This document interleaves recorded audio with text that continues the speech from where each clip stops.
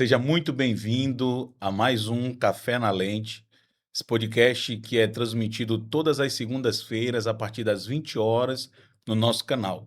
E hoje eu recebo um convidado aqui mais do que especial, Dr. James Henrique. Seja muito bem-vindo, doutor. Obrigado, pastor. Paz do Senhor Jesus para todo mundo. Para quem não me conhece, sou o Dr. James Henrique. Muito feliz de estar presente aqui com o podcast Café na Lente, pastor William, meu amigo. E eu tenho certeza que hoje vai ser uma noite, um momento de muito aprendizado. Amém. Doutor James, o senhor já começou a se apresentar um pouquinho, mas fale mais do senhor. Família, é casado, tem filho? Sim, já, pastor, até pedi desculpa aqui, porque eu sou muito, assim, descontraído. Então, assim, Pode ficar à se eu me vontade. escorar nessa poltrona aqui, mexer para um lado para o outro, é porque é o meu jeito. Você está em casa, fica à vontade. Sou casado, a minha esposa tá em casa, Damara. A gente aí vai completar agora 5 anos de casado. Tenho um filho, Luiz Henrique, 1 aninho de idade. Já queria emendar o segundo, mas a mulher não quer. Mas aí nós estamos nessa, né? A gente faz junto a obra ali. Nós somos lá da congregação Lírio dos Vales, né? A gente foi por 3 anos líder de juventude. Hoje a gente está na vice-liderança, né? A Darkiane hoje é a líder lá. Mas graças a Deus a gente sempre continua aí fazendo a obra de Deus juntos, né? Eu acho que isso que é importante. E aí estamos nessa, né? Trabalhando muito. Acho que muitos me conhecem, né? Eu sou psiquiatra aqui na cidade. Fiz minhas especializações, né? Tanto pós-graduação em psiquiatria como psiquiatria da infância e adolescência pela Faculdade Sembrap de Goiás. O Fiz senhor uma formou em Eu Goiás, formei aqui na UFMA aqui, o campus na de Imperatriz UFMA, mesmo. certo? Terminei minha faculdade, servi no Exército, fiquei 1 ano no Exército. E quando eu saí da faculdade, o meu objetivo maior era ser ortopedista. Bem nada a Não, ver, não né? pensava na área da Bem psiquiatria. nada a ver, o meu objetivo era ser ortopedista. E aí, quando eu entrei no Exército, eu comecei a trabalhar com muitos casos da saúde mental. Muitos quadros de transtorno de ansiedade, muita coisa, e eu não sabia para onde ir, não sabia como conduzir, até porque nas grades acadêmicas, pelo menos na minha época, isso mudou um pouco, mas na minha época a gente não tinha nada voltado para psiquiatria. Então a psiquiatria era meio que deixada ali realmente de lado, até nesse Doutor, no ramo caso, o senhor acadêmico. estava no Exército e na faculdade ao mesmo tempo? Então, eu terminei a faculdade em Terminou a faculdade, 2022. certo? E aí, assim que eu terminei a faculdade, eu já sabia que no ano seguinte, eu ia ter que servir no Exército. Ingressou, Isso. Então, eu fiquei ali, eu formei no meio do ano, fiquei ali uns 5, 6 meses trabalhando aqui na cidade, certo. Socorrão, outros hospitais. E aí, quando veio 2023, Mas aí até então o senhor não sabia, ou ainda não tinha uma especialização definida não, ainda? não tinha. Aí eu estudava pensando na ortopedia. Não tinha interesse nenhum pela psiquiatria, nada mesmo assim. Pelos Zero. os meus 6 anos de faculdade, em nenhum momento eu pensei em seguir para psiquiatria. Na verdade, é um dos que eu tinha descartado. Essa é a realidade. E aí eu fui pro Exército. E aí lá no Exército eu comecei a lidar com muitos casos de saúde mental. A gente sabe que na área do militarismo em si, não só o Exército, né, mas as outras forças, a gente Muita vê pressão, né? muita pressão, um trabalho ali, cobrança, né, às vezes de comando e tudo mais. E aí, isso eu vi muitos casos dentro da área militar. E aí veio para mim o interesse, né, da psiquiatria. Despertou ali. Foi. E aí, como eu estava pelo exército, não dava, né, até para eu ir fazer residência. Na verdade, eu também nunca tinha o objetivo de sair da minha cidade para fazer residência. Eu sou um cara muito família, então eu tenho um carinho muito grande, um apego muito grande com a minha avó que me criou, que eu chamo de mãe. E hoje ela tem já 94 anos, lúcida até hoje. E aí eu sou muito apegado com minha família, minha tia, a minha mãe, com todo mundo, né? E aí eu decidi não sair para fazer residência. Então, dentro do exército, eu tinha uma colega minha que era neuro, que estava lá comigo, que ela é de São Paulo, que eu tenho muito carinho por ela, a doutora Elisa. E aí ela me falou, James, cara, procura alguma coisa na área da psiquiatria, tu tem jeito. Ela que me deu esse start, ela falou assim, tu tem jeito. Ela percebeu. Ela percebeu, cara, todo mundo que conversa contigo, tu consegue acalmar a pessoa, tu consegue conversar, acho que teu jeito é pra ir. E aí eu fiquei isso na minha cabeça, eu comentei com minha esposa, e aí eu decidi iniciar realmente, cara, eu vou para esse rumo. E aí eu comecei a fazer a especialização em psiquiatria, né? Então, fazer de forma remota nessa faculdade. E aí eu fiz a especialização em psiquiatria, terminei e lá dentro do Fazendo a especialização e trabalhando e no trabalhando no Exército. exército. E aí, lá dentro do Exército, foi os meus primeiros pacientes. E todos os pacientes que eu ia conduzindo ali dentro do Exército melhoravam. Só viu o resultado. E aí a minha colega falou assim: eu te falei que era aqui o teu lugar. E aí foi muito bom, assim. Ela era neuro, então a gente trocava muitas informações de casos, né? Muitos casos combinam ali com a neuro também. E aí, quando eu terminei o meu ano de serviço ali no Exército, eu recebi propostas, né? De sair para trabalhar na área da saúde mental, trabalhar aqui no público, no CAPS, né? E aí eu recebi a proposta de ir para o CAPS, recebi outras propostas para atender em ambulatórios, na PAI. Aqui em Imperatriz, doutor, essa área da psiquiatria, ela ainda é bem carente ou existe muitos profissionais na área aqui? Sim, hoje a gente já tem uma quantidade muito boa de médicos, né? Especialistas nessa área. A gente já tem, talvez aqui em Imperatriz tem aí 10, 12 médicos nessa área. CAPS ali tem uma rede, acho que de uns 7, 8, acho que até 10 Eu acho médicos que ainda é pouco para para a dimensão que é quase 300 mil. Imperatriz. Só Imperatriz, Sim, fora a região, né? é pouco, é pouco. Eu falo porque eu mesmo atendo pacientes de toda a região aqui. Eu não atendo paciente só de Imperatriz. Eu tenho um paciente que vem de Rondon, do Pará, de Itinga, toda essa região aqui, Sítio Novo do Tocantins, Axixá. Todos por Então, indicação. no geral, boa parte por indicação, né? No geral, é um paciente que eu atendo que chega lá na cidade e diz assim: ó, esse médico é bom. E aí o vizinho vem e É boa a melhor parte é propaganda a é melhor essa, né? propaganda são os pacientes, né? Então, eu venho muito assim, o paciente falar, foi um fulano, um vizinho, um amigo que veio e falou do senhor e a gente veio. E a outra parte, assim, muito pelas redes sociais, né? Então, o pessoal acaba me Que é acompanhando nas também redes uma ferramenta, né, sociais. de divulgação. Hoje é o nosso principal meio, né? E assim, o pessoal fala muito pelo meu jeitão, assim, eu acabo que Descontraído. nas redes sociais eu tento ser eu. Então, assim, a forma de eu gravar vídeos, de eu gravar conteúdo, por isso que eu falei que eu ia ficar bem Sem nenhum protocolo, né, doutor? Sem é, nenhum eu não gosto protocolo. muito assim, eu fico. Isso me deixa nervoso. Aí Trava. quando eu sou eu consigo falar melhor, consigo ser mais espontâneo. E aí, e aí foi. Eu comecei a trabalhar no público Doutor, mas aqui. deixa eu fazer uma pergunta. O senhor ficou um ano no Exército. Foi. E durante esse ano inteiro o senhor trabalhou na área da psiquiatria. Estava Não, auxiliando nessa na área. verdade eu estava começando. Quando eu estava no Exército, eu trabalhava no Exército, lá era de segunda a sexta, né? Durante a semana inteira. E eu tinha 2 dias na semana também que eu conseguia ir para a UBS. Então eu fazia postinho de saúde na época, até porque eu estava ainda como clínico geral, né? Sim. E aí eu estudando. Então, assim, eu não atendi em consultório, não atendi nada da área da psiquiatria. O que eu fazia eram os pacientes do próprio exército que tinha na própria UBS, aqueles pacientes que tentavam ir para o CAPS, por exemplo, e a vaga só tinha para 2, 3 Não meses. conseguia, né? Ali eu já começava a conduzir e realmente os pacientes começaram a ter uma melhora. Porque realmente, de imediato, eu me identifiquei. E engraçado que era algo que eu não queria. Com menos Mas de um ano, o senhor já disse, é isso aqui que é eu isso quero. aqui. Na verdade, é porque tem coisa na nossa vida que não é do jeito que a gente quer, É, né? os planos, né? Os Os planos de propósitos. Deus são maiores que os nossos, né? E foi isso. Aí, então, foi o chamado que não foi eu que escolhi. Deus me escolheu para esse chamado. Então, aí eu só disse assim: eis-me aqui, vamos que vamos. Doutor, então o senhor trabalhou em hospitais, em clínicas, até porque o senhor tem hoje a sua clínica, que o senhor Sim, atende, sim. não é isso? Mas antes de chegar na sua clínica, passou por outros lugares? Sim, então assim, quando eu decidi sair do exército, né, foi uma decisão até difícil para mim, porque era uma estabilidade que eu tinha, né, era um salário bom, eu tinha uma Lá o senhor atendia estabilidade. como oficial ou como um Eu era soldado? oficial, eu era tenente. É porque geralmente quando é Já médico, entra assim, como já entra como entrei oficial, como né? aspirante, né, aspirante a segundo tenente, e aí fui promovido a segundo tenente, e aí tinha uma estabilidade, você tem um nome, né, você é médico do No caso, se o exército. senhor quisesse, o senhor tinha permanecido. Eu que escolho, assim, para que eles falam de Ah, reenganjar, né, de sim. seguir. E aí eu, inclusive, eu já tinha dado um aval positivo que eu continuaria. Para mim estava bom, O eu senhor ia morava tentar lá. conciliar? Eu iria continuar conciliando. E aí foi no meio dessas decisões, né, de fica, não fica. E aí algumas coisas, né, começaram a não dar certo. E aí eu optei mesmo por sair, recebi essas propostas de fora, né? O salário era melhor.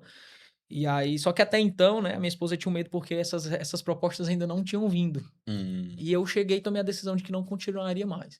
E aí a minha esposa lembra que me questionou, amor, e aí? Como é que vai ser? Meu filho tá uma estabilidade. Aí eu, não, minha filha, Deus sabe o que faz. Eu vou entregar nas mãos dele. E aí foi quando eu recebi essas propostas, assim, veio uma atrás da outra. Então, assim, eu confiei nele. Eu confiei Deus foi nele abrindo as e as portas. portas foram se abrindo.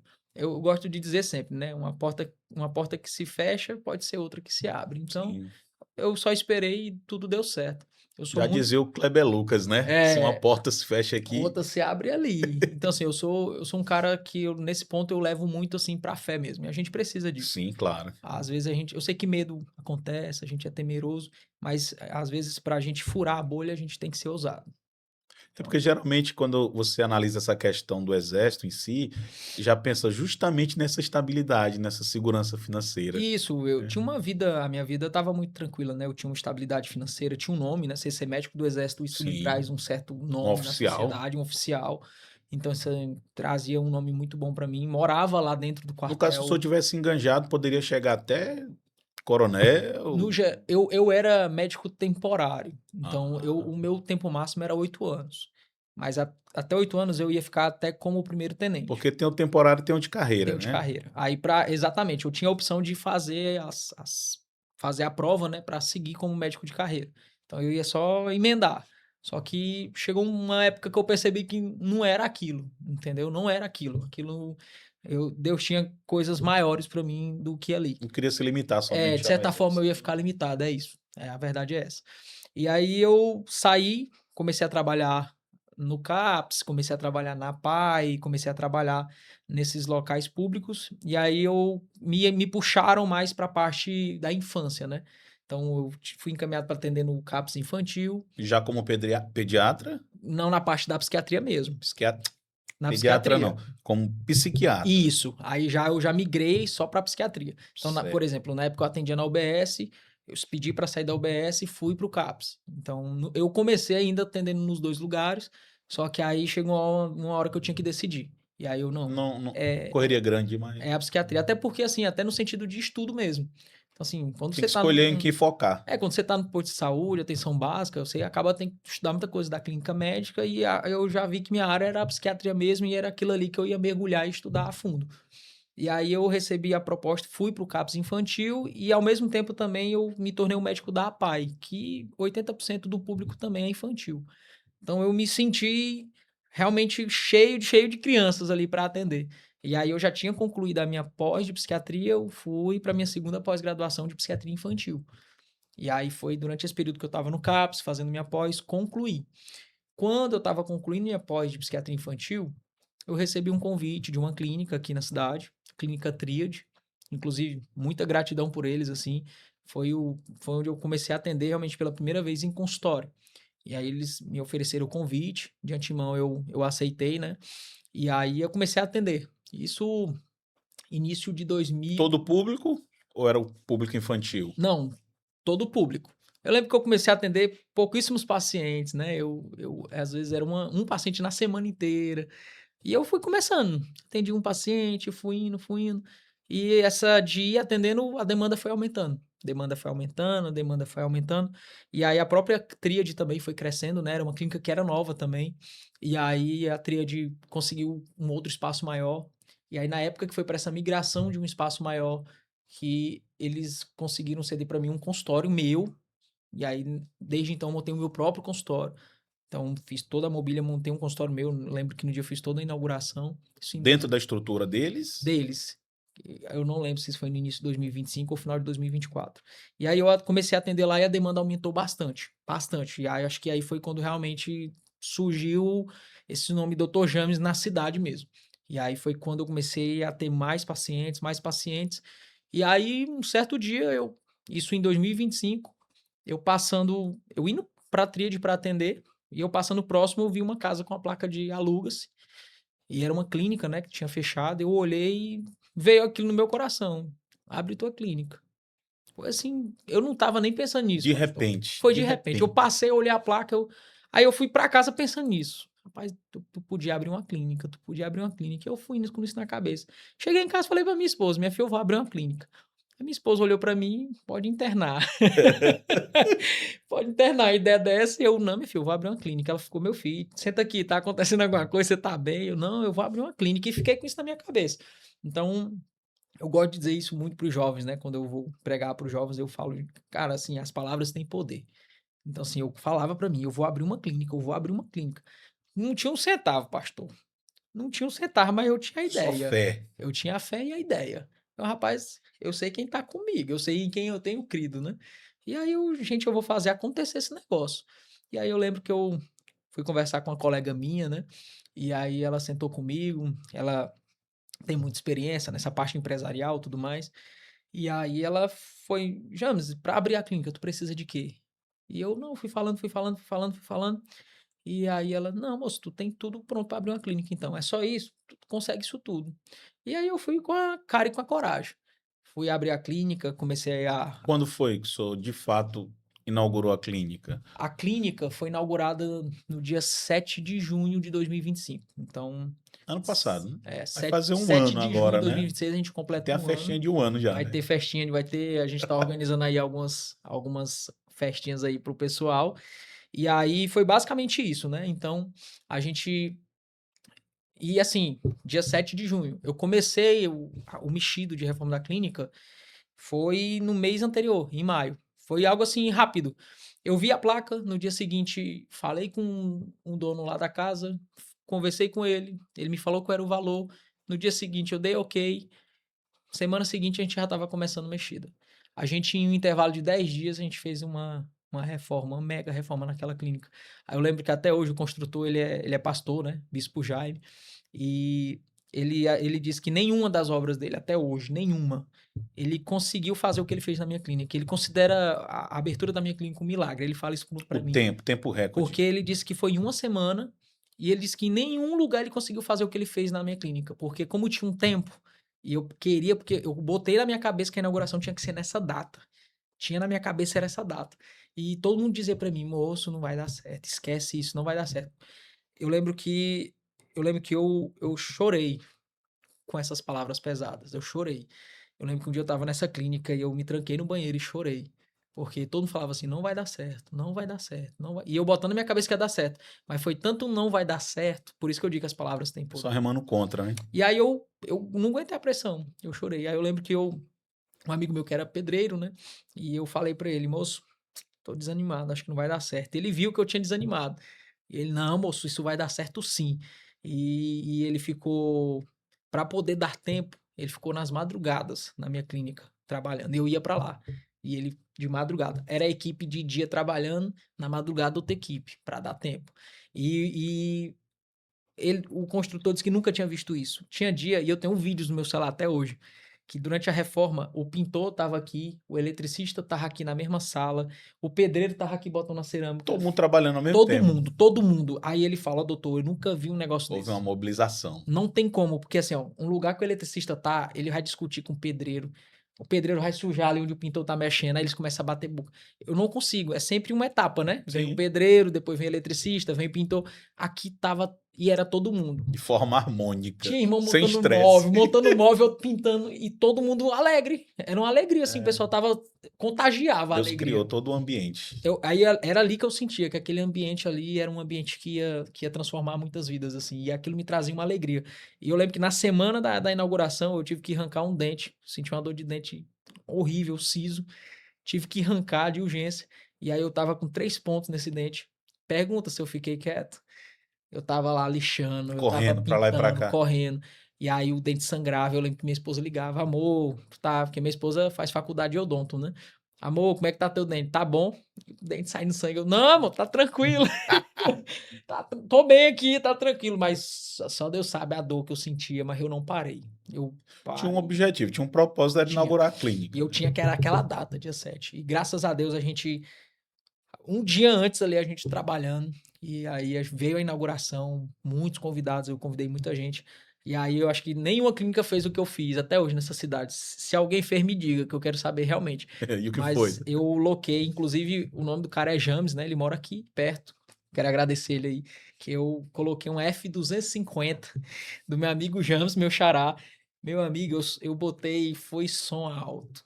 Fernandinho tocando lá no 12, Thales Roberto, Som e Louvor, alto. Aí os vizinhos lá reclamar, eu não, meu amigo, pode reclamar o que você quiser. Hoje aqui é a inauguração da minha clínica, que Deus sabe a luta que foi. E aí até hoje os vizinhos falam, né? Ah, é a clínica daquele médico lá que botou F250 aqui. Ficou marcado, Ficou né? marcado, não é normal. É, Mas graças a Deus, assim, foi inaugurou e marcante. tá indo bem, né, doutor? Graças Graças a a Deus, tá indo Deus. bem. A gente vai até. A gente fez uma estimativa que de junho, que foi quando inaugurou, até dezembro, a gente chegou. Foi em dezembro. A gente fez um levantamento, a gente chegou a 1.000 pacientes atendidos. Muita gente, glória a Em 6 Deus. meses. É muita gente. Aí agora a gente vai fazer o segundo levantamento, o levantamento anual, né? Então, provavelmente esse número aí Vai quase dobrar, dobrar e olha lá. Sim, se não aumentou passar, muito a né? demanda, aumentou muito. Doutor James, maravilha. Agora vamos entrar em alguns assuntos aqui um pouco mais delicados. Você já contou um pouco da sua vida, da trajetória, como é o nome da clínica? ICM, Clínica ICM. Fica onde? O Instituto de Cuidado Mental, Dr. James Henrique, fica na Rua Bahia, entre Bom Futuro e Hermes da Fonseca, número 823, ali no Procurar bairro. no Instagram, acha É, rapidinho, né? quando você coloca no Google, no Maps, vai aparecer entroncamento, né? Mas ali é mais para bairro Jussara ali, mas quando você coloca no Google vai aparecer entroncamento. Mas aí fica próximo ali aquela região onde tem muitas clínicas ali, é tranquilo de achar. Doutor, vamos lá. Mais de 1.000 atendimentos de junho a dezembro do A ano dezembro. passado. Doutor, e hoje qual a maior demanda da sua clínica? Sim, hoje na clínica, eu particularmente sou especialista em transtorno do espectro autista, né? Então eu atendo muito a demanda do público infantil. Falando da parte infantil, hoje a minha maior demanda em consultório é pacientes com transtorno do espectro autista, Público infantil. público infantil. Falando em um aspecto geral, e aí eu coloco, né, adultos em todas as faixas etárias, eu atendo adulto de todas as idades, eu já atendi adulto aí de 100 anos de idade. Hoje, realmente a maior demanda é transtorno de ansiedade. Quando eu falo transtorno de ansiedade, aí eu falo, né, das síndromes ansiosas. E aí entra transtorno de ansiedade generalizada, transtorno do pânico, transtorno de estresse pós-traumático, os quadros de fobias, toques, né? Então, eu acabo que pego essas são as maiores demandas hoje. Quadro de transtorno de ansiedade e transtorno depressivo realmente vem muito forte aí. Hoje muita gente, doutor, não sei se você já percebeu, que qualquer coisa a pessoa diz assim, não, eu tenho ansiedade, eu tenho ansiedade. É tão fácil de diagnosticar, porque o brasileiro ele tem esse negócio de dar o diagnóstico próprio, né? Sem Sim. saber de fato o que é. Mas como é que alguém identifica que ele está tendo alguma crise de ansiedade?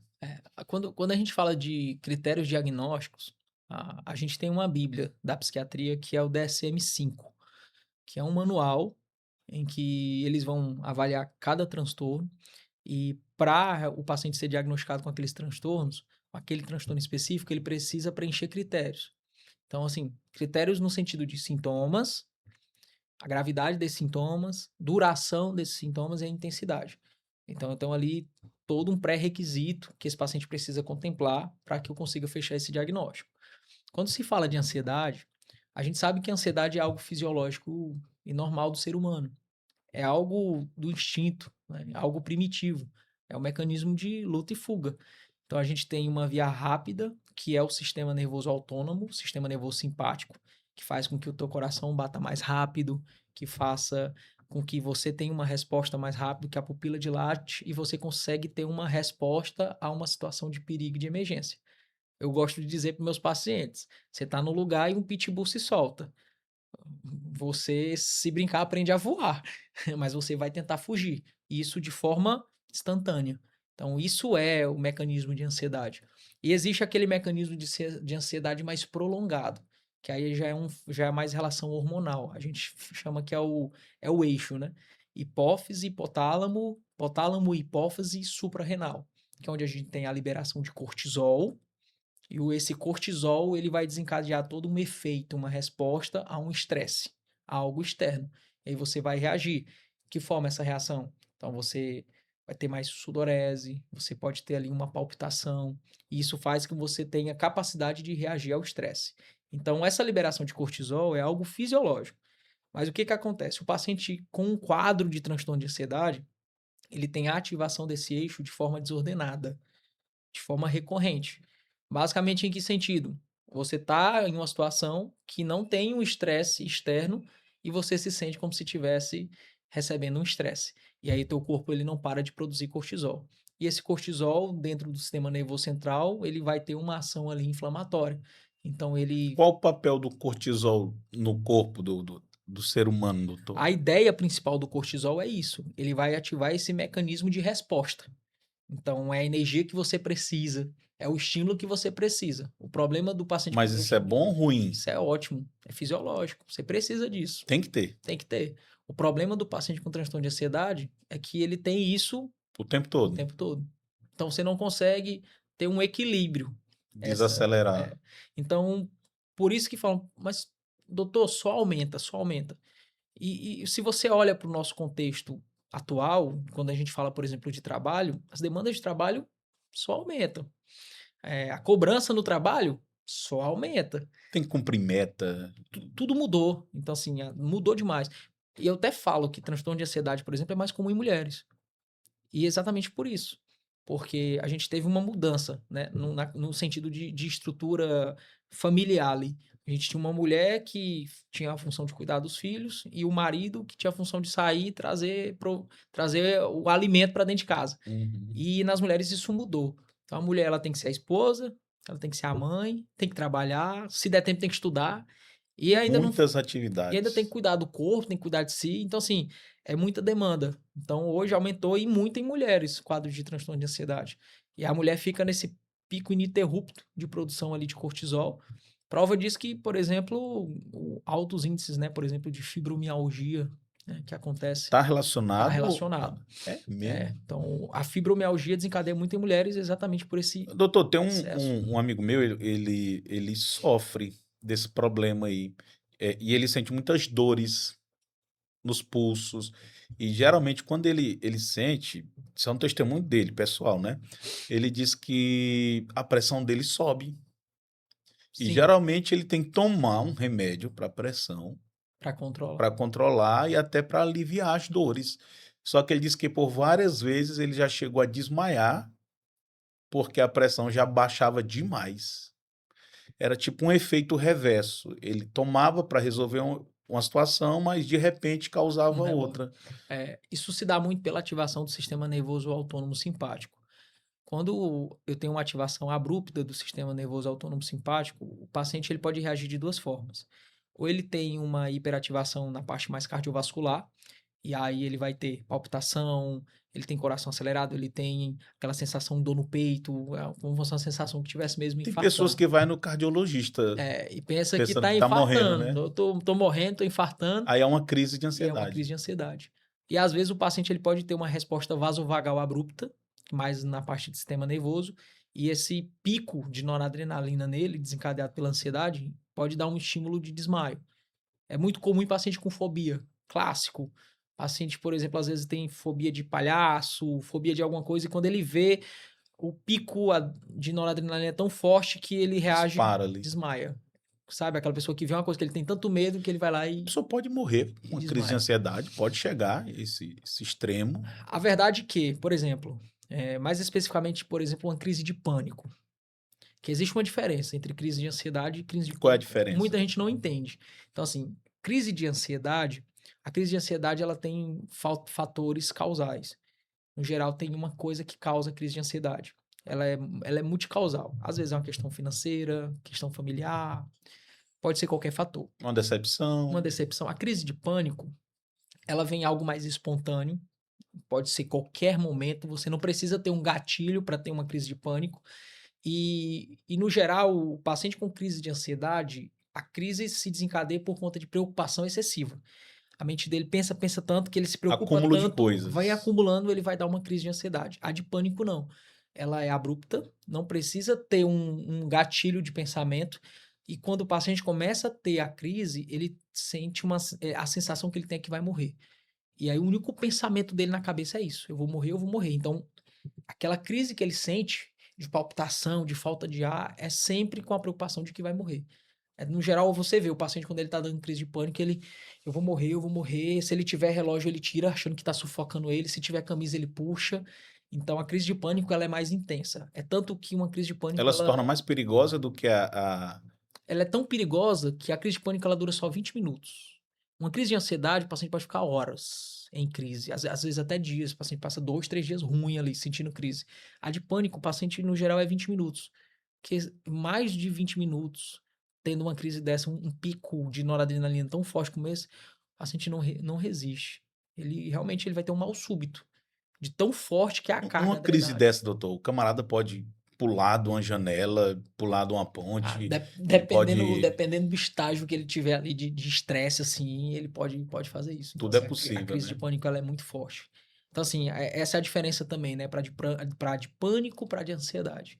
A de pânico, ela é muito pesada, ela é intensa, ela é bem mais pesada do que a crise de ansiedade. E aí, essas diferenças, né? Então, o paciente com crise de pânico, o foco é ali a crise em si. Aí, o paciente, por exemplo, às vezes ele deixa de frequentar locais, de ir para lugares, porque ele tem medo de, nesses lugares, ele dar uma crise e aí ali ele achar que vai morrer no A meio das pessoa pessoas. acaba se reprimindo, Aí ele então. começa a ficar mais isolado, que ele tem medo de qualquer lugar. Por exemplo, ele deu uma Então, uma pessoa, crise. doutor, uma pessoa que ele sofre essas crises de pânico, e se ele ficar reprimindo, se ele ficar, igual o senhor está dizendo, com medo de sair, de se socializar, envolver, ele não pode ser um futuro candidato a uma pessoa depressiva, ansiosa. Pode. Inclusive, por isso que o ideal é que o diagnóstico seja feito no início, porque boa parte dos transtornos ansiosos eles vão acabar progredindo para um transtorno depressivo. Pode acontecer também de vice-versa, né? Hoje a gente tem até um transtorno chamado de transtorno misto, em que o paciente ele tem os dois, né? Transtorno misto, ansioso e depressivo. Ele tem Os dois características, problemas ele ao tem mesmo os tempo. dois ao mesmo tempo. Então você vai preencher os critérios, ele tem critérios para transtorno ansioso e ele tem critérios para transtorno depressivo. E aí a gente classifica ele como transtorno misto, ansioso e depressivo. Mas um paciente ansioso não tratado, 40% desses pacientes vão evoluir para um transtorno depressivo. Então, praticamente metade dos pacientes. Por isso que a gente fala muito, né, do diagnóstico precoce. E aí, quando se fala de diagnóstico, é aquilo que eu falei, o DSM-5, e lá ele vai dizer que o que é a ansiedade generalizada? É o paciente que tem ali preocupações excessivas, ele, ele tem pensamentos exacerbados em um determinado foco, né? Então tem uma causa, às vezes é uma questão familiar, questão financeira, questão conjugal, uma questão particular dele. Sempre tem uma causa. No geral tem um gatilho e isso tem que perdurar por mais de 6 meses. Acho que o ponto-chave também é aí, é o tempo. Então, isso tem que durar mais de 6 meses e associada a essa preocupação excessiva e pensamentos excessivos, tem que ter alguns sintomas associados, pelo menos 3, que é irritabilidade, dificuldade de concentração, prejuízo do padrão do sono. Então, ele tem que ter esses outros sintomas associados para preencher os Chegar no critérios de chegar no diagnóstico. diagnóstico. Basicamente é isso. Então, a gente tem algumas escalas que a gente aplica em consultório e tudo mais, mas o básico, o padrão é realmente você preencher os critérios do DSM-5. Doutor, a pessoa que. Vamos aqui partir para a questão da depressão. A pessoa que tem depressão, a depressão é uma doença. Sim? Sim, depressão é uma Tem doença. cura. Tem cura. Tem cura. Eu conto um testemunho pessoal meu de um amigo muito próximo. Ele já tem quase 20 anos, doutor, que ele, pessoa normal, trabalhava normalmente, e de repente ele começou a se isolar. Por exemplo, ele não deixava a barba crescer. Aí, de repente, ele começa a deixar a barba crescer e a família já começa a perceber que tem algo ali estranho. Era uma pessoa totalmente comunicativa e começou a se isolar, evitar contato com os familiares. E essa coisa, doutor, ela foi desencadeando que ele abandonou o serviço, não conseguiu mais trabalhar. Ele, de fato, ele relaxou no sentido de cuidar da aparência, passava de um ano com a mesma roupa, a família queria ali e ele não aceitava vestir mais outra roupa.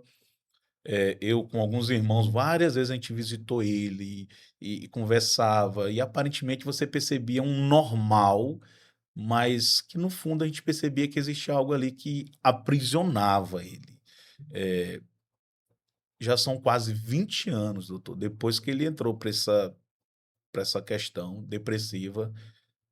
Eu já tenho quase 2 anos que eu não vejo ele, nem sei como é que tá, mas há uns 2 anos atrás, a última vez que eu vi ele, ele ainda estava dentro do quarto e já fazia quase 20 anos, doutor. Só para o senhor ter ideia, ele saía só para assistir, ele ficava ali, ligava a televisão, ele ficava de 6 da manhã às 2 da tarde, ali às 14 horas, em pé. Ninguém fazia ele sentar. As pernas dele já começavam a ficar pretas, verde, latando, e para ele aquilo ali era totalmente normal. E ele tinha uma vida até então normal. A minha pergunta é essa, doutor. Será se ainda existe possibilidade dele sair dessa situação, ou aí já se tornou um caso irreversível?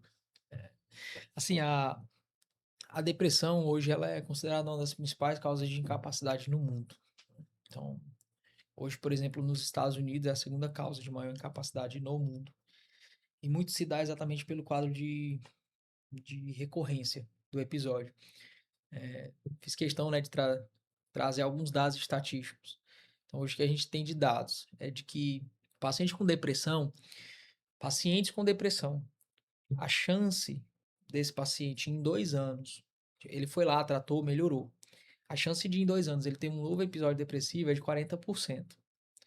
A chance desse paciente, em um intervalo de 5 anos, dele ter um novo episódio depressivo é de Mesmo 75%. ele procurando ajuda Mesmo ele médica. tratando, se cuidando, 75% a chance dele ter um episódio de novo. Então, assim, veja que eu não falei que é 100%. Então, a gente tem aqueles pacientes que realmente vão ficar curados mesmo. Ele segue, faz um tratamento certinho e ele consegue seguir e não ter mais nenhum tipo de episódio. Mas a gente tem uma porcentagem muito alta aqui de pacientes que vão ter recorrências. Às vezes foi um tratamento que ele prefere interromper, achando que já está tudo bem, ou às vezes ele tratou, lá no início foi identificado ali um fator causal que desencadeava a depressão, ele conseguiu intervir, passou alguns anos, algum outro fator surgiu. Um exemplo, o paciente entrou em depressão porque ele entrou numa crise financeira. Passou por uma crise financeira, tratou, fez acompanhamento, fez terapia, tudo certinho, e ele realmente ficou curado, tranquilo, parou até o medicamento, tá tudo bem. Deu 2, 3 anos depois, perdeu a mãe.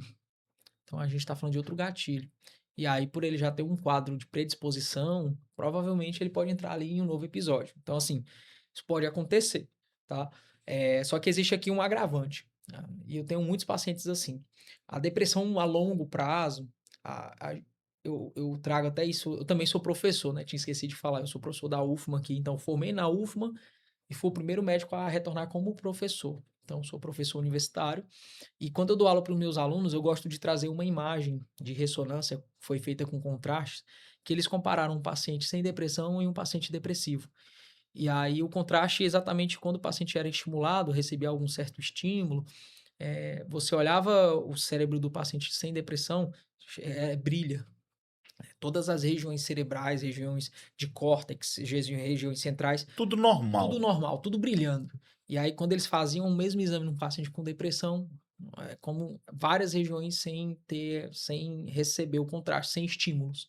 Então, evidencia-se dessa forma que o paciente com depressão ele tem uma baixa conectividade entre os neurônios. Eu gosto de resumir de forma bem fácil para os meus pacientes entenderem que o paciente, conforme a depressão vai evoluindo, é como se no nosso cérebro tivesse vários interruptores de tomada de luz e Mas a desligando. depressão vai desligando. Vai desligando e aquele cérebro vai perdendo funções. Isso pode ser reversível ou irreversível. Isso vai depender da gravidade e o tempo que vai Nesse durar esse caso desse quadro. amigo nosso, 20 anos nessa situação. Já tem muito tempo. Então, às vezes, paciente com muitos anos num quadro depressivo, a depressão ela se torna um fator de risco para o desenvolvimento de esquizofrenia. Então, assim, a esquizofrenia ela é um quadro irreversível. Esquizofrenia, na verdade, ela entra dentro de um contexto praticamente um contexto demencial, né? De loucura?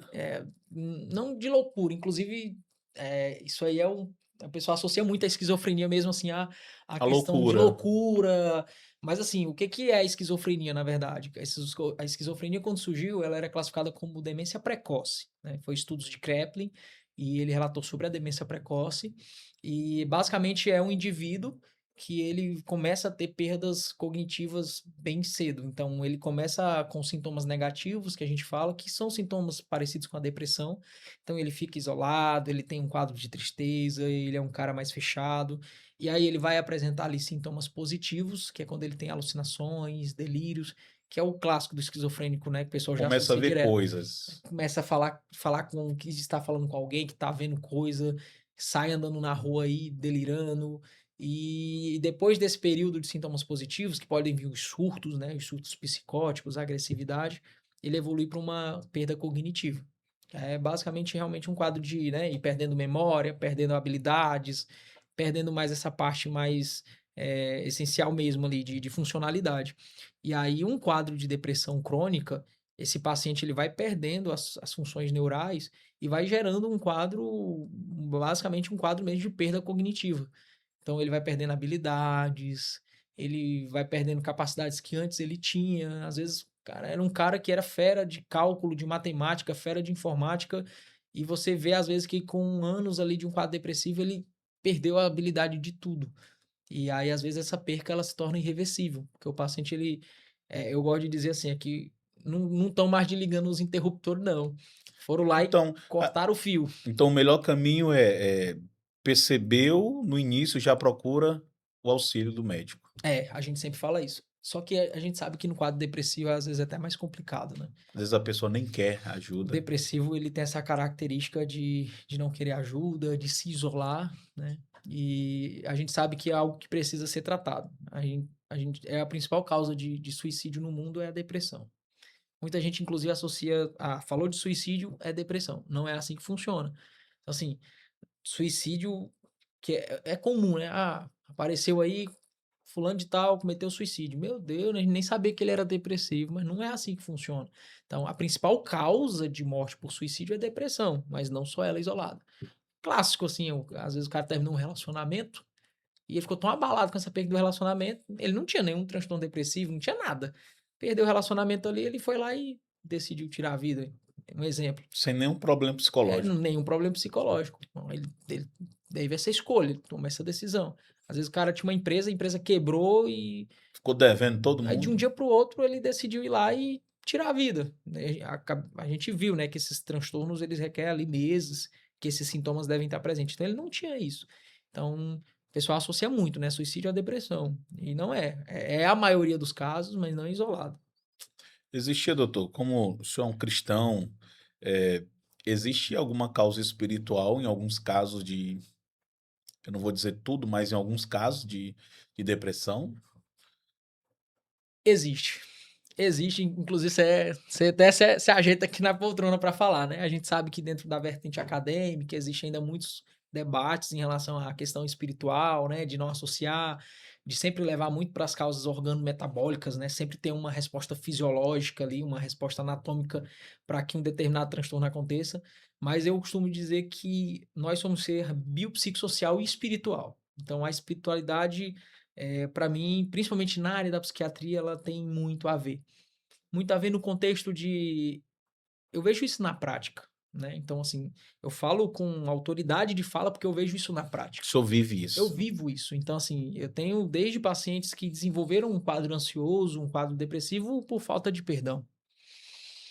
Falta de perdão, uma mágoa, entendeu. E assim, a gente sabe que falta de perdão, mágoa, isso adoece a alma, né.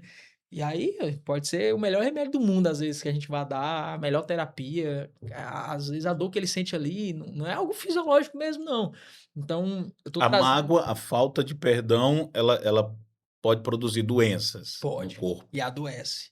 E essa é que é difícil às vezes de tratar, porque é na alma, né. Às vezes você tem que ir lá na raiz do problema, lá no começo.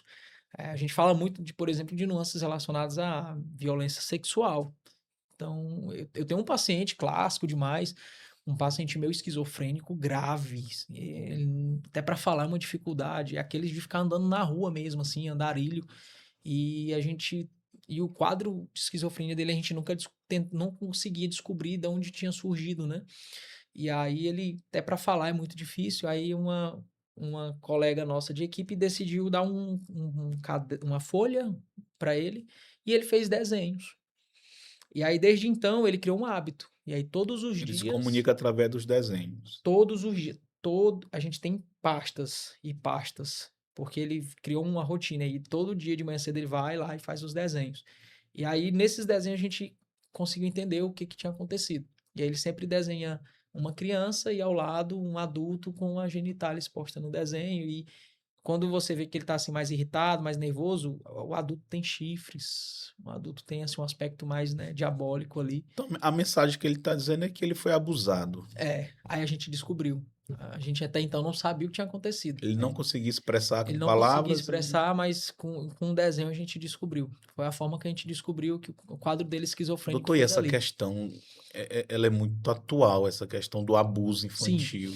a verdade é que o abuso, o que que acontece? Quando você é sujeito a um trauma, o teu cérebro, às vezes, ele pode reagir de que forma? Isso diminui conectividade dos neurônios. Então, às vezes o trauma ele é tão intenso que o paciente ele vai tendo perdas e déficits com o passar do tempo. E aí, às vezes, um centro de regulação do humor, por exemplo, no sistema nervoso, o paciente ele não consegue regular bem o humor, ou mesmo o eixo de ansiedade ele não consegue controlar bem, porque aquele trauma prejudicou a maturação daquele cérebro. Por isso que a gente fala muito de violência sexual e de abuso, e a gente sempre traz ao público infantil, né? Porque é o que vem à tona e é o período de amadurecimento do cérebro da criança. Então, o nosso cérebro ele amadurece até os E o 25 anos de público, e o idade. público infantil, Vulnerável. geralmente esse tipo de abuso são por pessoas próximas. Pessoas próximas, né? O pessoal pensa que é vizinho, não. Estranho. As estatísticas provam que os mais comuns, né, são os pais e os avós. O pai e o avô, né? São os mais comuns. Aqueles que teriam que proteger, amar e cuidar. É os que fazem o mal, né? Bem-vindo ao mundo. E Mundo cruel, né? doutor, onde é que nós vamos parar com isso, minha filha? Aqui sempre vai ser assim, só tem um lugarzinho que aí esse negócio acaba. Aí é pra onde nós vamos. É isso aí. Então, assim, os traumas, eles trazem muito isso. Inclusive, boa parte dos transtornos psiquiátricos estão relacionados a traumas durante a infância. Muitos e muitos, e principalmente esse quadro de abuso é comum. Muitas das mulheres que eu atendo, muitas das crianças que eu atendo, eles têm esse fator de base como fator complicador. E aí, realmente, às vezes é muito complicado a gente lidar com isso tudo. Doutor, o senhor falando essa questão da mágoa que pode desenvolver doenças, é, certa vez um pastor dando estudo sobre o poder do perdão, e ele pregou ali quase 1 hora e meia falando sobre o perdão. Ele termina ali, ele vai descer e tem uma senhora que fica ali esperando ele para conversar com ele, né? E ela abre o coração para ele. E ela diz assim: Pastor, eu queria que o senhor orasse por mim. E ele: Sim, minha irmã, posso orar sim. Mas tem alguma causa específica? Ela: Doutor, existe uma pessoa que eu odeio muito, doutor. E eu não estou conseguindo, e eu não tenho paz, e eu tenho sofrido muito por causa desse ódio no meu coração. Aí ela começou a falar: Isso já gerou problema na tireoide. Aí ela começou a falar de As muitas doenças, né? doenças que surgiram após ela começar a nutrir esse sentimento de ódio. Aí o pastor viu aquilo e disse: Minha irmã, pois o melhor caminho é o perdão. Se a senhora sabe que é isso que está lhe fazendo esse mal, então o melhor caminho é o perdão. Aí ela já foi abrindo mais o coração. Ela disse: Pois é, pastor, mas essa pessoa que eu odeio é o meu marido. Aí o pastor já ficou assim assustado e disse: Minha irmã, resolva a situação. Ela: Pastor, mas não tem como eu resolver, porque ele morreu tem 10 anos. E eu tenho muito ódio no meu coração. Quando eu lembro dele, a minha vontade é ir no cemitério, cavar o buraco, abrir o caixão e pisar nos ossos dele, por tanto mal que ele me fez. E o senhor falando, eu lembrei dessa situação, o A perigo que mágoa é a doer. pessoa guardar a mágoa. E ela E ela guardou estava mesmo. ali, doente, e ela ia ao médico e fazia exame e não dava nada. E os médicos mais que entendem um pouco dessa coisa da espiritualidade, falava para ela, a questão aí é na alma, não é na. Eu lembro de uma paciente minha, isso foi recente até. Ela chegou no meu consultório com quadro de depressão E ela falou, né, de que o fator era muita questão do relacionamento dela, do casamento. Há anos, né, ela vivia um casamento com muita infidelidade, né, muita Abusivo. demais, assim, por parte do marido. E eu confesso que eu nem lembro com precisão, assim, o que eu disse pra ela no consultório, eu não lembro. Vagamente, assim. Aí eu lembro que eu expliquei pra ela, né, que ela era ainda muito jovem, passei a medicação, ela fez o tratamento, passei a medicação, orientei ela direitinho. E ela foi, disse que ia fazer o tratamento, ela ainda não tinha consultado nunca com psiquiatra, mas ela estava bem mal mesmo. E eu falei muito também que, tipo, que o tratamento era medicação, mas assim, a gente tinha um fator causal, a gente tinha um gatilho e aquilo precisava ser resolvido. E aí ela começou a fazer o tratamento, e ela, e ela disse que orava e pedia para Deus força, né, para conseguir superar isso. E ela disse que um certo dia ela tomou ali uma decisão, ela disse que sentiu uma motivação nela, e ela foi no marido e ó, que acabou, tô fora. E aí ela largou o marido, né, um relacionamento bem abusivo que ela tinha. E eu lembro que na consulta seguinte ela parecia outra mulher e muito Como se ela feliz. tivesse libertado ali de um Libertado fardo. mesmo. E aí eu lembro que ela, assim que ela chegou no consultório, ela começou a chorar e pediu pra me abraçar e agradecendo por tudo, doutor, aquilo que o senhor me falou e tudo, tudo. E eu tentando, né, lembrar. Mas eu lembrava vagamente, porque assim, é muitos pacientes que a gente acaba atendendo, né? Toda vez que eu vou atender, eu falo, Deus, me usa.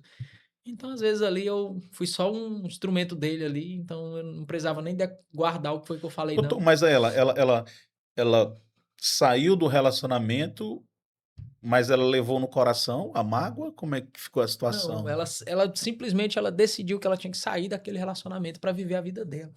E aí ela Então, com o parecia, término ali, ela também é, conseguiu ter deu um paz. start ali, ela estava realmente tocando a vida. Eu tenho um caso de uma paciente assim, são situações que você entende. É aquilo que eu falei. Eu acho que o ponto-chave para um profissional, para você entender o que que é um quadro ali que precisa trabalhar e abordar a espiritualidade, e um quadro que você realmente vai partir só para a parte mais científica mesmo, eu acho que o ponto-chave se chama discernimento. Então, primeiro de tudo, esse profissional ele tem que ter um discernimento espiritual muito grande. Ele tem que saber o que que é espiritual, o que que não é. Porque se você não tem discernimento, de duas uma, ou é 8 ou 80. Ou você acha que tudo vai ser realmente tudo tá na parte mental e você vai tratar com medicação, ou tudo tu vai achar que é demônio, que é falta de É o Deus. equilíbrio, né? Então, assim, o discernimento vai te dar esse equilíbrio. Então, às vezes eu tô ali na Vai consulta mostrar o caminho, e aí né? Deus me conduz por um caminho. E assim, o que eu vejo que realmente eu sei que foi Deus é porque eu vejo o desfecho positivo naquilo tudo. Então, eu tenho um quadro de uma paciente, por exemplo, e graças a Deus ela melhorou, que ela descobriu, cara, assim, é uma situação até é ruim, mas uma paciente que descobriu que estava com HIV. O paciente era soro positivo e ela, sem entender, né, o marido vivia uma vida aí desgarrada, chegava em casa e ele sabia que tinha contraído a doença E passou para a e esposa. passou para ela e não falava nada. Aí ele tomava o remédio E deixava a e esposa morrer. deixava ela sem remédio. E às vezes ela perguntava: "Que remédio é esse que tu tá tomando aqui?" Ela via os remédios. Ele falava que era tava tratando as outras coisas aí, mas não dizia o que era. Ela começou a passar mal, perder peso, ter episódios de vômitos, diarreia, foi fazer os exames e descobriu que tava com HIV. Aí foi que ela descobriu, não foi nem pelo marido, entendeu? Então assim, Chefe do olha uma situação céu. dessa. Aí a paciente entrou em depressão. Tu imagina, Mas como é que ela confrontou ele depois? aí é que tá. Tá até hoje. Ainda estão juntos. É, não tem como largar. Ah, agora Entendeu? é E às vezes, cuidar, né? Tratar. muitas mulheres hoje ainda vivem, né, um quadro ali de dependência financeira, né? São ali, dependem do marido para sobreviver, né? Para se manter. Não tem ali, às vezes muitas mulheres não tiveram, né? Não concluíram estudos, não tiveram a capacidade ali, né, de se capacitar para conseguir ali um emprego melhor. E aí acabam que ficam realmente à mercê, principalmente no interior, né? Às vezes muito trabalham na roça ainda. E aí ela segue a vida da forma que dá, vai seguindo. E E aí, mas doutor, e aí, como é que fica a questão do, do amor? Como é que ela vai olhar para esse aí é camarada, saber nesses. que ele destruiu com a vida E dele tá lá. e Então, assim, destruiu. é esses pontos que tem paciente que chega para mim assim, doutor, não, eu não vou ficar curada, não. E aí tem paciente que você tem que ser franco e dizer: Tem como, mas aqui ó, a causa é isso aqui, resolve". Tá bem ali, bem na cara, né. Mas tem paciente que vai infelizmente ele vai seguir com os sintomas, ele vai seguir com o quadro, ele vai ter que ficar na necessidade de tomar medicação, porque o gatilho, fator causal, vai estar sempre ali. E aí fica complicado. Doutor James, e as redes sociais, doutor? Elas têm colaborado muito para essa questão da ansiedade e da depressão? Sim, a gente sabe que as redes sociais, elas trazem hoje, eu falo não só redes sociais, mas eu falo como um todo, né, o uso das telas como um todo. Redes sociais, a TV, né, que de certa forma vem entrando em desuso, principalmente em crianças e adolescentes, o forte hoje realmente é o aparelho celular, mas hoje as redes sociais ela vem se tornando uma grande causa de adoecimento mental em crianças e adolescentes, principalmente transtornos de ansiedade. Exposição às telas, né? Vem primeiro de tudo, que já foi comprovado, né, a questão da exposição de telas, o estímulo que vem pelas telas pode alterar a questão da produção hormonal de melatonina e desencadear distúrbios do sono. E a gente sabe que dormir mal, isso é gatilho para desenvolver um monte de coisa. Então já começa aí. Então é uma criança que não dorme bem, automaticamente ele tem um desempenho escolar ruim, porque ele vai querer dormir na escola. Então ele começa a ter prejuízo de notas, ele começa a ficar aquém de outros colegas. Daqui a pouco ele se sente inferior aos outros colegas, ele pode começar a ficar mais isolado e de repente está num quadro depressivo. Então eu acompanho muitos, inclusive hoje a gente tem, né, já foi um novo diagnóstico, né, transtorno por uso de telas. Já tem esse diagnóstico aí, que já vai vir nos próximos manuais, transtorno por uso de telas. O mundo mudou. Mudou, né? Então tá vendo como é que tá. E aí a gente tem muito das redes sociais a questão da comparação, né? Eu acho que o ponto forte é aí. Eu gosto de dizer que nas redes sociais ninguém chora. Então você vai ver a pessoa ali tá postando Um mundo que não é real, né? todo mundo ali tá, né? É uma imagem legal, quer mostrar que tá bem, mas os bastidores às vezes é bem diferente. Então, assim, eu tenho muitos pacientes que eu atendo que você vai ver nas redes sociais, é uma alegria, um negócio ali, e quando você vai ver realmente no ao vivo ali, né? É bem diferente.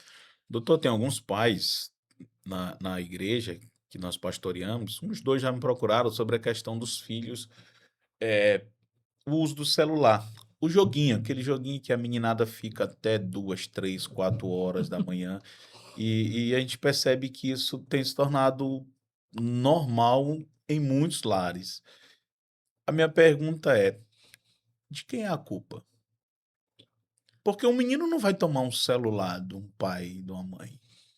E o senhor sabe que hoje muitos pais estão entregando o celular cada vez mais cedo na mão das crianças, né? Não quer ter trabalho. Bota o desenho, a musicazinha e a criança fica ali inerte assistindo e o pai e a mãe vão fazer Tranquilo. as outras coisas.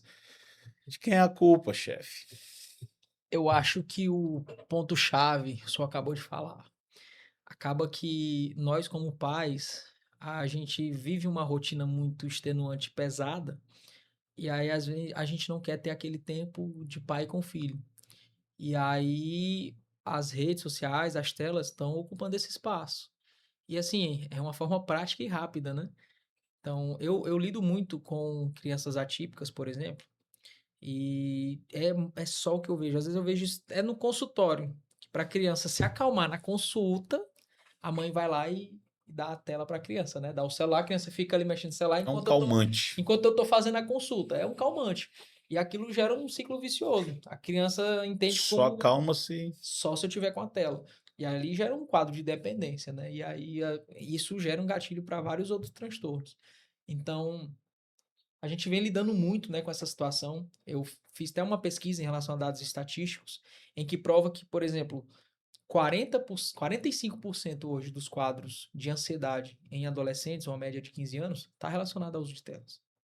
Então, acho que praticamente metade dos casos de ansiedade Hoje já existe clínica de recuperação para pessoas já. viciadas em tela. Hoje nós temos clínicas, nós temos especialistas especificamente para essa área, para o uso excessivo de telas.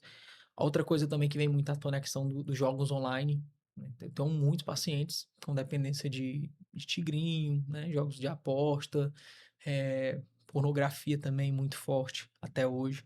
E aí eu lido muito com esses pacientes. Então, a gente fala muito de telas, né? A gente só meio que vem na tona das redes sociais. Mas você pega como um todo, tem muita coisa problemática aí. E eu acho que vem um ponto. Aí vem um ponto que eu acho que é importante a gente falar.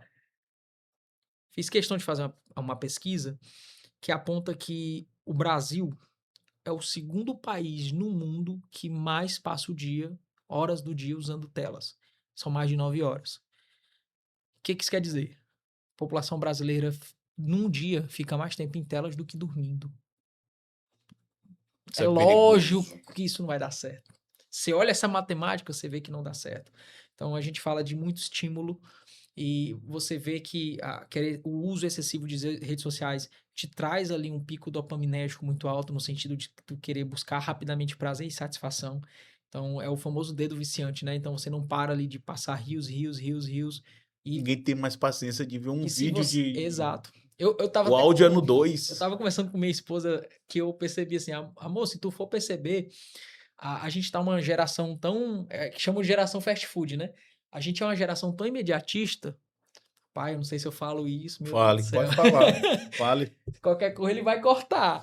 Mas assim, a gente tá vivendo uma geração tão imediatista que isso de forma indireta entrou dentro das nossas igrejas. Eu te provo. Não lembro o último congresso, o último evento a nível geral, que você traz ali cantores e você não vê mais os cantores atuais com um álbum de composições, músicas dele. O cantor vem, ele canta 5, 6 músicas e em uma ele não canta toda. Ele vai cantar 5, ele emenda, só canta o corinho. É os Os medley. medleys, os medleys. Eu não vejo mais. Hoje só é medley, medley, medley atrás de medley. Por quê? Hoje ninguém tem mais paciência de cantar o hino todo. Ou você vê que ninguém mais tem. Então isso é reflexo. E isso é inconsciente. A prova disso que eu só vim me tocar agora. Eu tava com minha esposa no final de semana e aqui a gente. Amor, tu já percebeu que na igreja nós não estamos mais cantando o hino inteiro. Hoje tudo é medley, medley. Porque às vezes se você canta um hino inteiro, às vezes para alguns dentro da igreja vai achar aquilo ali monótono. Meu Deus, essa música não vai acabar Ainda mais nunca, se não. for um Calma Daniel, né? Aí pronto. Aí hoje não, hoje você começou aqui, cantou o coro, tu se espantou, já emendou na outra e já vai de forma que você quer o quê? Entreter aquele público, né? Então, a gente tá uma geração hoje muito imediatista, a gente quer tudo rápido e isso é ruim, porque a gente sabe que muitas coisas na nossa vida não é assim, não é rápido. E aí, gatilho para ansiedade. Então, assim, nós estamos falando de um país que fica mais de 9 horas por dia no uso de telas. 9 horas por dia, se você fosse trocar essas horas por algo produtivo, a gente tinha muita gente fazendo muita coisa boa. Se você tiver dessas 9 horas, tu tirasse 2, 3 horas para estar estudando, se Fazendo um preparando, curso se capacitando, técnico. a gente tinha uma galera muito boa aí no mercado. Mas infelizmente o que a gente vê? As empresas falam isso, né? A gente tem jovens aí muito mais lentos, muito mais desatentos, TDAH, né? demais, demais. E eu recebo muitos pacientes chegando assim, doutor, eu tenho TDAH. Já chega falando, eu tenho TDAH. E a gente vai olhar que, na verdade, tu tem uma rotina totalmente desregrada. Tua vida, a pessoa come mexendo no celular, a pessoa já acorda. Tanto que se a gente fosse fazer aqui se você fosse responder aí, colocar a resposta. Quem aqui acorda e a primeira coisa que tu pega é o celular? Uma enquete. Uma enquete. Na hora que acorda, quem aqui acordou e pega o celular? Eu vou, posso estar enganado, mas eu acho que essa porcentagem passa de 80%. Porque hoje a gente está no automático, entendeu? E aí você vai olhar, o Brasil é o segundo país no mundo que passa mais horas por dia em uso de celular. O primeiro país no mundo é a África do Sul. E quais são os que passam menos? Coreia do Sul. Olha o nível. Os mais desenvolvidos, né? Japão. Então você pega a diferença. Então a galera lá não tem tempo para ficar mexendo em celular, não. Por quê? Porque eles estão produzindo. E aí o brasileiro não. É tanto que você vai ver que eu acho que é no Brasil onde mais sai meme, onde sai mais coisa. Porque, infelizmente. Influenciadores aí que nunca estudaram na vida, ganhando dinheiro aí Exato. de E é por quê? Porque a galera quer milionários. só isso, entendeu? Um entretenimento ali rápido. E, infelizmente, se eles estão muito tempo ali, eles estão perdendo muito tempo em outras coisas, infelizmente. E aí vem muito, né, da comparação, isso é um mal, isso é um perigo. Por mais que tenha um lado bom da rede social, por exemplo, esse bate-papo nosso aqui vai para uma rede social, mas nós entendemos que aqui é o lado positivo. É, É instrução, é falando de vida, de cotidiano, de vida real. eu acho que eu acho que tudo passa do equilíbrio, né? Então, assim, a gente pode saber utilizar as redes sociais para o bem. E, na verdade, se você souber utilizar as redes sociais para o bem, você tem uma ferramenta sensacional na tua mão, assim, de disseminação de conhecimento, de informação. Hoje, a facilidade com que a gente tem de disseminar informação, de disseminar em conhecimento, mas quando você vai ver na prática, não é isso que o pessoal procura, né? Então, eu acho que vai muito disso, né? E aí eu acho que vem do aspecto da educação, eu acho que é o que falta.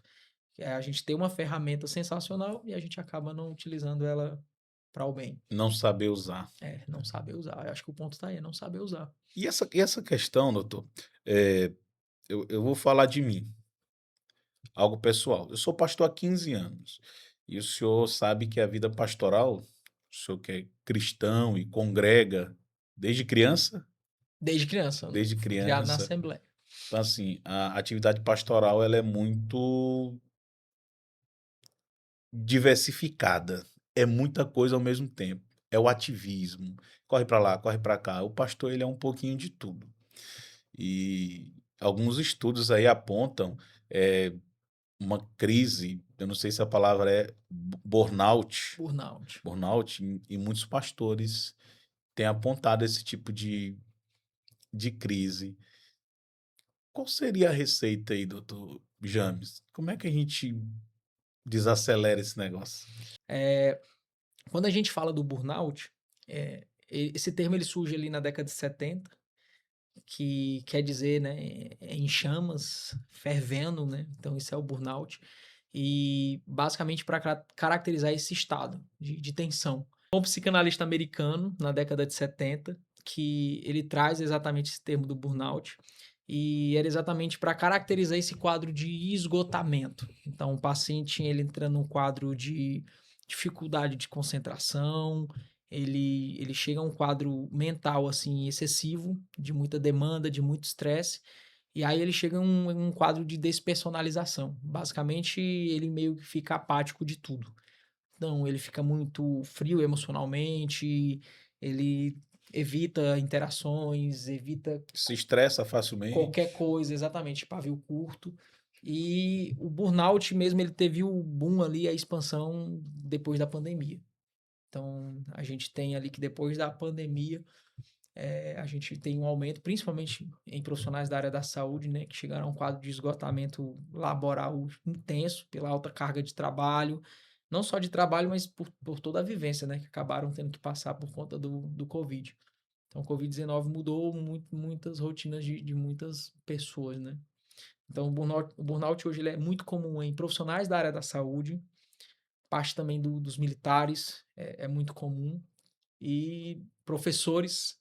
Eu tenho muitos professores que são meus pacientes, né? A gente tem muito essa realidade que o professor, no geral, ele vive uma desvalorização no sentido financeiro, porque a gente sempre fala, né? O professor é que forma as outras profissões, né? Ele ensina para as outras profissões. E a gente vê uma desvalorização no quesito financeiro e, às vezes, uma carga horária de trabalho pesada. E a gente, sem contar que, né? Se a gente for pegar como era uma sala de aula 10, 15, 20 anos atrás, é uma coisa. A gente pega uma sala de aula hoje, é algo totalmente diferente. Então, eu tenho alguns pacientes meus professores que entraram em um quadro de burnout, assim, e a gente sempre fala da característica do burnout, né? Então, o burnout é o paciente que ele até tenta continuar, ele tenta, mas o continuar dele é adoecedor, é realmente adoecedor. Às vezes é a questão de metas, né, que tem que ser extremamente extenuante, puxado, cobrança. Eu tenho um paciente meu, um bancário, por exemplo, ele viveu um episódio de muita cobrança e ele passou por um quadro que ele teve um assalto. E ele foi feito refém, tudo mais. E aí, desde então, ele desenvolveu um burnout dentro da empresa. Ele não conseguia trabalhar coisas simples que antes ele conseguia fazer. Cálculos matemáticos básicos, a cabeça dele não ia. Ele simplesmente ia para o mundo da lua, literalmente. Ficou traumatizado. E aí isso gerava uma tensão nele e assim, quando se falava e tem muito disso, né, quando se falava dele ir para o banco, isso gerava uma tensão, uma crise nele extenuante, ao ponto de ele evoluir para quadros de crises convulsivos. Doutor, vou trazer mais uma vez para o nosso contexto religioso. Muitos líderes, pastores, pessoas que estão em iminência, em evidência, têm crise de ansiedade, pastores com depressão, porque é uma realidade, pastores e líderes, irmãos com burnout, e entendem que tem a questão, o problema, só que acabam tendo vergonha de procurar uma ajuda médica. Principalmente quando a pessoa é um líder e ele é conhecido. Qual seria o conselho do Dr. James para esse tipo de pessoa? Eu tenho muitos pacientes, né, pacientes pastores, missionários, que são meus pacientes lá na clínica. E eu acho que, de certa forma, traz um pouco de confiança exatamente por eu ser também cristão, então eu vivo muito com isso. E o conselho que eu dou, e eu sempre falo, e eu gosto muito de trazer isso para o meu consultório, eu gosto muito de falar sobre Elias. Eu gosto muito de falar sobre Elias, porque para mim é um exemplo clássico, né? E a Bíblia mostra de Elias, um homem de Deus, fez fogo do céu cair, matou os profetas de Baal, mas em um momento de fragilidade, ele teve medo e fugiu, por conta de uma ameaça de uma mulher. Aí eu até brinco, né, Uma rapaz? palavra, Uma né? palavra, fez fogo cair, mas porque a mulher falou assim: vou te matar, aí o homem correu. Guardou no coração. Então, por quê? Provavelmente ali ele estava num momento de fraqueza. E eu gosto de dizer para todo mundo que você tem que lembrar que você é ser humano ainda. A gente vai ter um corpo incorruptível, né? A gente vai ter um corpo glorioso, mas não chegou esse dia ainda.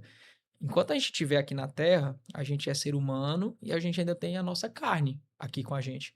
E o pessoal costuma separar o mental do físico. Mas não, isso anda junto. Então, você pode ver que, por exemplo, a mulher, quando ela entra num quadro de menopausa, a mulher ela se fica mais irritada, ela tem mudanças de humor. Por quê? Porque a alteração de hormônios desencadeia alterações na parte psicológica. Então, a gente tá falando que é algo que anda junto. O corpo com a mente. Então, Não é errado procurar ajuda, então. não é errado. Porque, assim, Não inclusive, é falta de fé, não, né? não é falta de fé. Isso vem sendo desmitificado, a gente vem tirando um pouco desse preconceito de que psiquiatra é médico de doido. Essa é a verdade. Então, vou ser franco aqui. Ah, psiquiatra é médico de maluco, é médico de doido. Não, eu gosto até de brincar. Psiquiatra hoje é pra tu não ficar doido. A verdade é essa. Então, assim, a gente trata transtornos psiquiátricos, mas a gente previne transtornos psiquiátricos. Então, a nossa atividade também é preventiva. É um exemplo clássico. Todo homem aqui, depois que ele passa dos 40 anos, ele tem o hábito de ir no cardiologista fazer o check-upzinho dele, do coração. Então, eu tenho pacientes que falam isso pra mim. Doutor, hoje, pra mim, eu venho fazer um check-up da minha mente. É isso hoje, entendeu? Então, muitas pessoas estão começando a entender que para tu ter uma mente bacana é prevenção, é cuidado. É você entendendo, opa, eu preciso cuidar da minha mente. Alguma coisa que fugiu do controle, eu já preciso de antemão procurar cuidado. E a gente tem muito ainda hoje, cara, isso é um pensamento da Idade Média, de que adoecer, de que entrar em depressão é falta de Deus e falta de fé. Então, assim, isso é um pensamento arcaico. Então a gente precisa tirar isso da cabeça de algumas pessoas. E não, enquanto a gente está nessa terra, mesmo sendo cristão, a gente é passivo de desenvolver um quadro ansioso, desenvolver um quadro depressivo. É muito simples. Vamos lá, a irmã é crente do círculo de oração fervorosa, mas aí o filho foi para as drogas. O filho se envolveu em um acidente. Isso, a mãe perdeu o filho. Então, assim, a gente está falando de algo pesado, de algo grave. Isso vai gerar ali um sofrimento mental. E um sofrimento mental prolongado, isso desencadeia um transtorno mental. Então, se identificou que tem um sofrimento que está levando a gatilhos para um transtorno, isso é tratável. Mas para tratar, você precisa procurar o profissional. Aí a briga está aqui. A pessoa não procurar ajuda por estigma, preconceito, ele tem medo de ir alguém falar, olha, tá indo pro psiquiatra. já fica com aquele medo. E dentro da igreja ainda acontece muito isso. Não, tá indo no psiquiatra, mas tu não é crente? Vai orar, moço, vai dobrar teu joelho, vai orar que você vai ficar. Não, eu oro, mas até onde eu tenho, se eu sei que tem aqui a parte humana que vai me ajudar, eu vou E procurar. Deus deu sabedoria para o médico justamente para É tratar, para né? isso, é para isso. Vamos lá, o paciente. Gente, eu sou bem franco. Então, assim, tem coisa que a gente. Eu sei que existe a fé, mas a fé também ela é lógica. Ela é lógica, Racional. ela é racional. A fé ela é racional. Vamos dar um exemplo: o paciente está aqui infartando. Está infartando, ou o paciente deu um AVC. O paciente ficou dormente um lado, tal, tô tendo um AVC.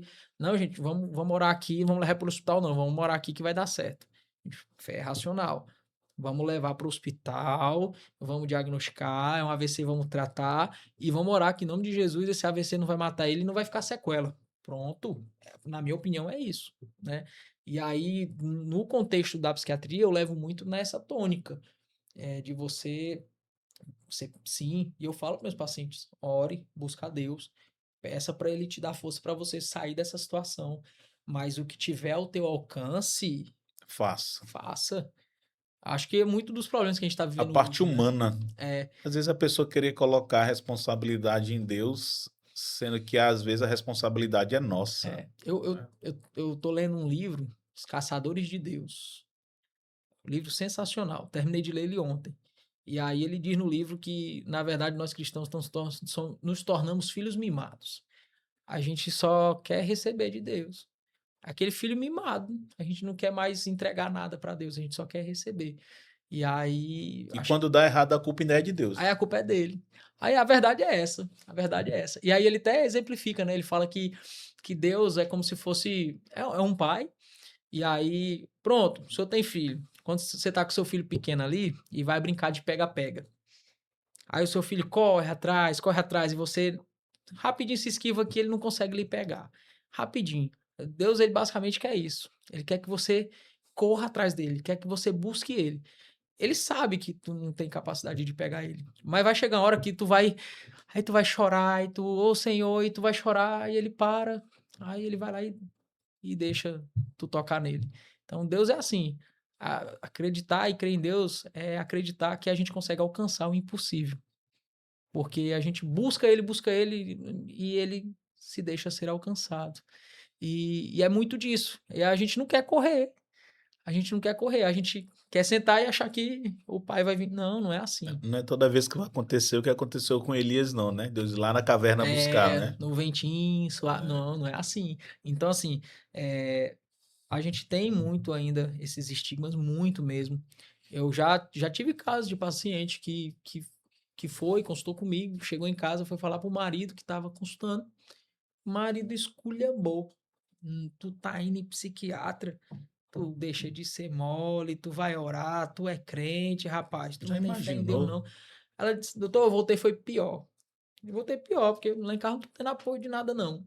Eu, não, moço, não é assim que funciona, entendeu? Então, assim, isso acontece até hoje, e a gente sabe disso, Uma acontece barreira até hoje. dentro da própria casa, Tem, né? tem, e é forte ainda não existe muito.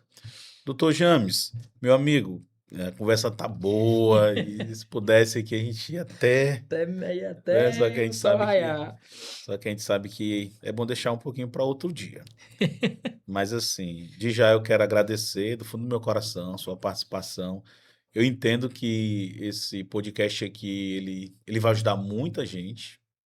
Foi muito esclarecedor. Claro que a gente nunca consegue falar tudo, né? Sim, Sempre um pouquinho de cada coisa, mas eu entendo que vai ajudar muita gente. Mas antes da gente concluir aqui o Café na Lente Podcast, eu queria que o doutor James, o cristão James, desse uma palavra olhando para a câmera, para aquelas pessoas que hoje estão vivendo um momento depressivo, ansioso, pessoas que estão pensando, quem sabe até nesse momento, em tirar a própria vida. Eu queria que o senhor agora fosse um instrumento de Deus para essas pessoas. tá. Então, vamos lá. Você precisa entender que enquanto você está nessa terra, nós somos vulneráveis. E vai ter momento que você vai ter um dia, aquele dia ruim, em que você vai se sentir mais triste, mais para baixo. tua autoestima tá lá embaixo. Vai ter aquele dia também que você tá naquele estresse excessivo, intenso. Mas eu acho que o principal de tudo é que você sempre tem que lembrar que você não está sozinho. É comum o paciente me procurar no consultório e ele dizer para mim, eu me pergunto por que Deus quer que eu passe isso. Por que que eu tô passando isso? E às vezes até de chegar a pacientes e dizer assim, eu nem acredito mais nele. Já vi muitos episódios assim. Mas, em vez de questionar, tem a música, né? Questiona ou adora. Eu acho que você precisa entender que os planos de Deus na tua vida, ele vai além de sofrimento, ele vai além de estresse, ele vai além de preocupação, ele vai além de tudo isso. Se Cristo na terra passou pelo que passou e sofreu pelo que sofreu, quem somos nós? A gente precisa sempre confiar em Deus. Todo mundo tá passivo e tá vulnerável. Então, assim, eu falo como vocês estão achando assim, ó, o James é tranquilo, ele entende, ele estuda sobre, ele... Não, esse que vos fala, além de ser um especialista da área, eu já fui do outro lado. Então, eu passei por um quadro o ano passado, né, com a abertura da clínica, eu cheguei a um estado de esgotamento, de estresse muito intenso, que eu cheguei a dar crise de ansiedade. E aí eu tive que ir para o ansiolítico. E só me controlava com ansiolítico, porque era uma tensão sem fim, uma preocupação sem fim, e eu orava todo dia. Eu orava todo dia, eu orava todo dia. E eu posso dizer que Cristo me libertou. Claro, eu tomei a medicação, me cuidei, mudei minhas rotinas, mas eu sei que a força que eu consegui foi por meio de Deus. Então, eu gostaria de dizer a você que está acompanhando esse podcast que você não está sozinho. Você não está sozinho. Você pode até se sentir sozinho, mas até o silêncio de Deus é uma forma dele falar. Então você precisa confiar, você precisa ter fé, ter persistência e acreditar que ele vai resolver essa situação. Às vezes está difícil, você está pensando em acabar com sua vida, você está pensando de acabar com tudo, mas para um pouco que Deus ainda ele tem saída e solução para a tua vida. Procure profissionais, psicólogos, tem nós psiquiatras. Procure um profissional especializado que consiga te orientar e saiba que no meio dessa luta você não está sozinho. Tem muito paciente que espera que vai descer um anjo, que vai vir um profeta, uma coisa, e às vezes é num consultório que Deus fala contigo. Quantas pessoas falam assim, doutor, Deus falou comigo, quando você, lá na consulta com o Senhor, Deus falou comigo. Eu amei, porque é minha oração todo dia. Eu saio de casa, Deus me usa como instrumento, eu quero ser teu servo. E é isso que Deus faz. Deus vai usar um médico, Deus vai usar um psicólogo, não interessa. Deus usa até a jumenta, né? Então, assim, Deus vai usar alguém para falar contigo. Mas você não está sozinho. Que Deus possa restaurar a sua saúde, Deus possa te dar força. A gente vive num mundo muito complicado, de muitos estímulos externos, de muitos fatores estressantes ao nosso redor, mas a gente tem alguém que peleja por nós. A luta é grande, é difícil. Quem disse que ia ser fácil? Eu quero saber quem foi esse que passou essa fake news. A vida não é fácil. A vida nunca será fácil. Então, saiba disso, que você não está sozinho. E quando você perceber que não está bem, não tô bem, minha cabeça não tá bem, eu tô querendo chorar a todo momento, eu não tô dormindo bem, eu tô preocupado com muita coisa, procura ajuda.